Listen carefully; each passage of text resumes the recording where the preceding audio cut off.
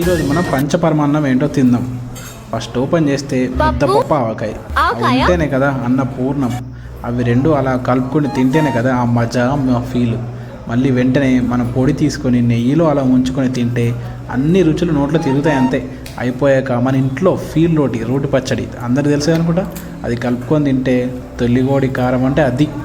ఇప్పుడు మ్యాటర్లోకి వెళ్తే వంకాయ ఫ్రై చిప్స్ మీన్స్ అదే ఫ్రై అలా తినేసేయండి అంతే.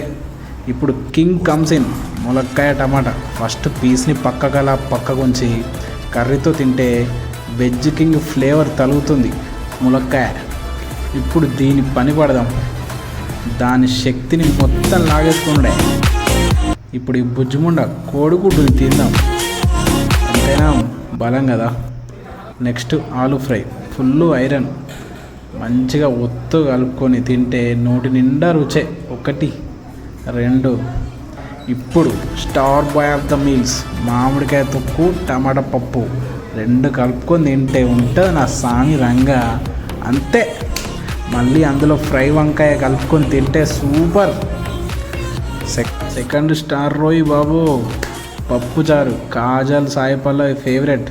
నోట్లో రుచులు ప్రవహిస్తాయి అంతే. ములక్కాయ సాంబారు మన ఎన్టీఆర్ అన్న ఫేవరెట్ సాంబార్. ఇవన్నీ డైజెస్ట్ కావాలంటే అరగాలంటే పెరుగు కంపల్సరీ తినాలి. దీంతో ముగించేద్దాం, సమాప్తం. అన్నం అయితే వేస్ట్ చేయకండి అబ్బా ప్లీజ్.